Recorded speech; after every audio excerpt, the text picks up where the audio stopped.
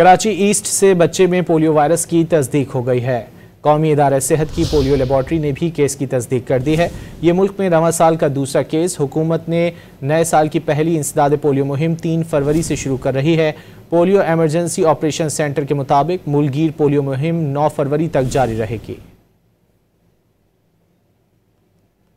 Karachi east से बच्चे में पोलियो वायरस की तस्दीक हो गई है। कौमी इदारा सेहत की पोलियो लेबॉर्ट्री ने भी केस की तस्दीक कर दी है। ये मुल्क में रवां साल का दूसरा केस। हुकूमत ने नए साल की पहली इंसदाद पोलियो मुहिम 3 फरवरी से शुरू कर रही है। पोलियो एमरजेंसी ऑपरेशन सेंटर के मुताबिक मुल्कगीर पोलियो मुहिम 9 फरवरी तक जारी रहेगी। कराची ईस्ट से बच्चे में पोलियो वायरस की तस्दीक हो गई है। कौमी इदारा सेहत की पोलियो लेबॉर्ट्री ने भी केस की तस्दीक कर दी है। ये मुल्क में रवां साल का दूसरा केस। हुकूमत ने नए साल की पहली इंसदाद पोलियो मुहिम 3 फरवरी से शुरू कर रही है। पोलियो एमरजेंसी ऑपरेशन सेंटर के मुताबिक मुल्कगीर पोलियो मुहिम 9 फरवरी तक जारी रहेगी।